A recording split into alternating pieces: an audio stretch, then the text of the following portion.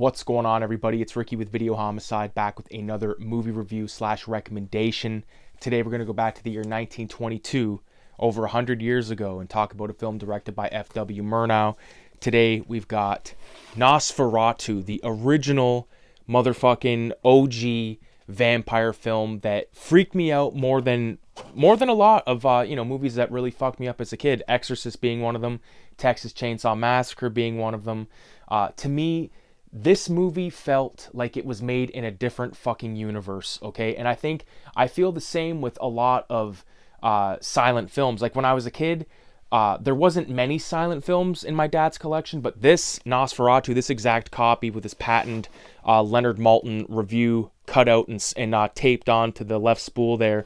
I cherish these tapes that my dad made, by the way. I tell him often, he's like, really? And I'm like, dude, these mean a lot to me because so many of my favorites, so many classic films I seen for the first time with these tapes, and I'll never get rid of them. So it sort of concludes the Nosferatu marathon I've had over the last couple of weeks. Obviously, I made a video about the 1979 Klaus Kinski version, directed by Werner Herzog. Of course, yesterday I did the 2024 Robert Eggers film, which I thoroughly enjoyed. I don't know if I made my point in that video enough. I really did love that film, and the more I think about it, the more I enjoy it. And the more interviews and videos I've watched of Robert Eggers, Willem Dafoe, Bill Skarsgård, and the other dude, like it's awesome stuff. So technically, I've only got one more Nosferatu film to watch and review, and that is Shadow of the Vampire. So definitely stay tuned for that. But I want to talk about the original 1922 version. So a German expressionist film, although, when I think of German expressionist films, I think of Cabinet of Dr. Caligari and the insane production design they have on that film. Like everything, if you've seen Caligari, you know what I'm talking about. Like there's shadows painted, there's fucked up impossible buildings and walls and just behind every corner there's like this exaggerated shadow painted along the way. This film Nosferatu does not utilize this. It's definitely grounded in some sort of otherworldly essence, okay? And again, with silent films, there was Charlie Chaplin. Yeah, Charlie Chaplin, that's his name. I don't know why I thought that was wrong. There was some Charlie Chaplin tapes, and there was a couple of other silent flicks, but this one, the sight of Orlok, and this is a movie that I truly was scared of as a kid, and would petition my dad to watch something else, because I just thought it was so fucked up, and the fact that it's silent, it has this weirdness to it, and again, the way that people acted in those silent films compared to now, it's man.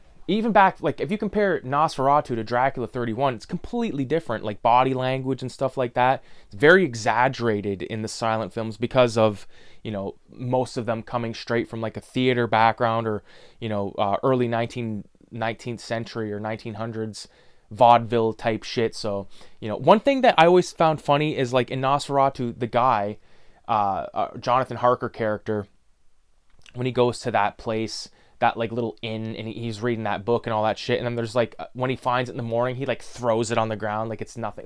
It's just little things like that really ground those movies in a certain time. You know what I'm saying? They have to get across how they feel about something in that fashion. You know what I'm saying? For instance, I was watching The Godfather Part 2 the other night, and there's a scene where Vito and his buddy, I forget who his buddy's supposed to be. It's not Tessio, and it's not Clemenza. Clemenza is Bruno Kirby, but there's a scene where they go to this vaudevillian play, and there's a guy there, and he has a gun, and he puts it to his head, and he's oh, very coy. You know what I mean? They're very coy back then.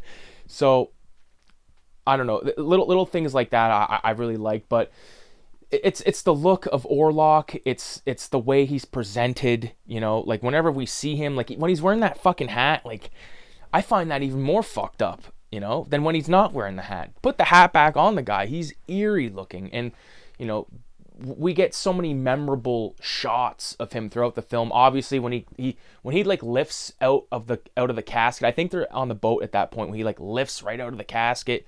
Creepy shit, man. Very creepy stuff. When it shows him loading the coffins onto the wagon or the cart, and like he gets in the final coffin, and then like a stop motion lid like comes on. Like it's very cute, so to speak. But you know, when I was a kid, nothing cute about this. This was fucked. It's haunting. But you know, there's not much to say in the way of story other than this is where the story began. You know, obviously it's a ripoff of the Bram Stoker novel, but you know, if you watch the 79 and then you watch the 2024 and then you watch the 2022, or excuse me, the 1922, and it's been a while since I've seen it, I'm kind of like, I consider myself an expert on the material at the moment. So there's a lot of fun to be had with Nosferatu 1922 because, you know, it's a horror film. I would recommend almost watching it with the sound off because I watched it with a ridiculous... I didn't watch that tape, by the way. I watched it on fucking online. And I did not like the score. I think it would work better just in silence. But then I didn't really want to just sit there and listen to it in fucking silence, even though it's a silent film. But if you've not watched the film and you did enjoy the 2024 version, do yourself a favor, watch this.